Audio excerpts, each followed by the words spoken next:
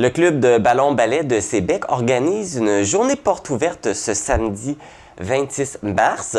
Une journée porte ouverte réservée exclusivement aux femmes. Donc, vous avez la possibilité d'aller vous initier et d'essayer ce sport. Donc, pour en parler, je suis avec Lise Lemelin, qui est membre du comité organisateur du club. Bonjour Lise! Bonjour. Comment ça va? Ça va très bien. Bon, en tant comme ma question, pourquoi c'est réservé juste aux femmes? C'est parce qu'on avait une subvention qui a été pour promouvoir le sport au niveau du ballon-ballet pour les filles puis les femmes. Fait qu'on était capable d'aller chercher cette subvention-là.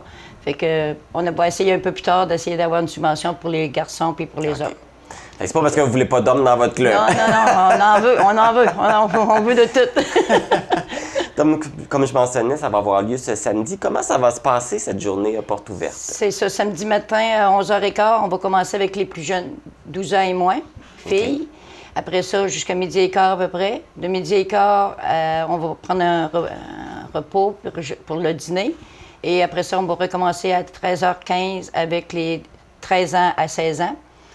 Puis à 2h15, à peu près, on va commencer avec les femmes jusqu'à 15h15. Puis après, s'il y a encore des qui sont encore l'étincelle puis la force, on va faire des petites parties à ceux qui sont intéressés jusqu'à 4h. OK. Donc, pendant cette période-là, dans le fond, ils peuvent embarquer sur la patinoire, ils peuvent essayer. Il va y avoir des entraîneurs qui vont être montrés puis pour développer. Puis c'est pour ça. C'est essayer d'aller chercher aussi le développement dans la région.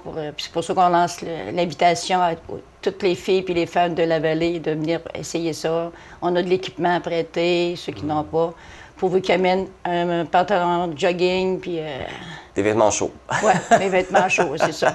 C'est pas toujours Pour être à l'aise, si on met des pads en dessous des pantalons, s'ils mettent des jeans, les pads vont aller par-dessus. Puis quand on tombe sur la glace, bien, ça glisse. Oui. Puis là, il faut quand même préciser que vous êtes le seul club de ballon-ballet dans l'Est du Québec. Hein? Oui.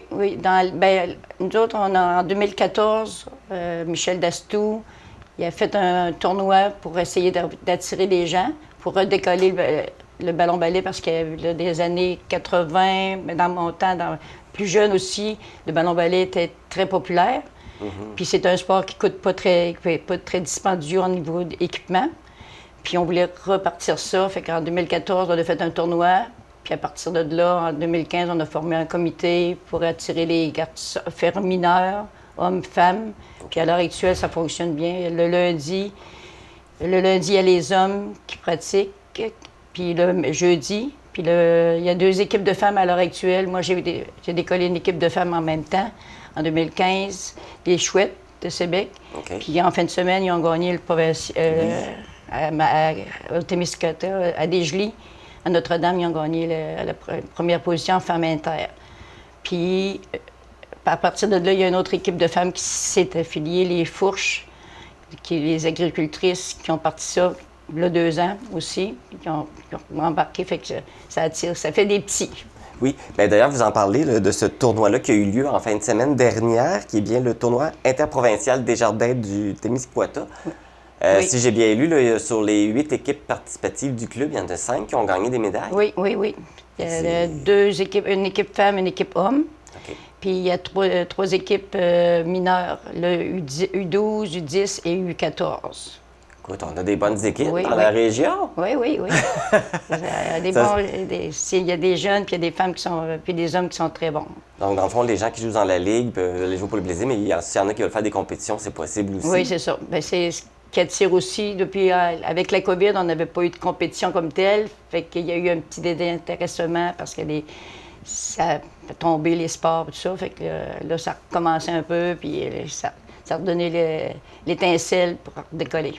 Fait que là, il y a des équipes féminines, il y a des équipes masculines, mais est-ce qu'il y a des équipes mixtes aussi? Oui, il y a des équipes mixtes, mais nous autres, avec le mineur, on est obligé de faire du mix parce qu'on n'a pas assez de garçons et de filles. C'est pour ça qu'on on fait des portes ouvertes pour aller chercher un peu de jeunes. Puis les femmes aussi, jouer, parce que quand tu joues, ce qui joue dans les femmes puis dans les hommes, ben c'est sûr que tu vas retrouver mix. Mais là, ça fait pas mal de parties. Fait que en fin de semaine passée, ils ont à jouer à minuit puis 2 heures du matin. Ils ont trouvé ça dur parce qu'il y a une autre qui a rejoué à 6h30 le lendemain.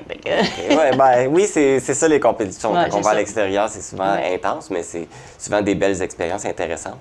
Donc, pour revenir à la porte ouverte, les gens qui vont être intéressés, est-ce qu'ils vont pouvoir s'inscrire sur place ou il va y avoir une autre journée pour l'inscription? Ils peuvent s'inscrire à m'appelant moi, à mon numéro 629-0059 ou à Vanessa Fillon, à la municipalité de Sébec, ou ils peuvent se présenter samedi en ayant l'horaire qui est 12 moins à 11h15. À partir de 1h15, c'est les petites filles de 13 ans à 16 ans, puis après ça, c'est les femmes. OK.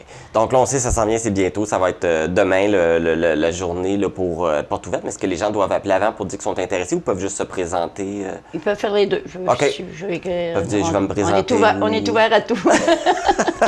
La porte est ouverte. Vous appelez avant ou vous présentez la journée. On peut juste rappeler à quel endroit que ça va se passer? C'est au centre de David Pelletier, à l'aréna de Sébec. Parfait. Donc, ça, c'est en prévision de la prochaine saison qui va commencer en septembre? Oui. Parfait. C'est ça. En septembre, on va faire peut-être un même genre aussi pour attirer un peu de monde aussi.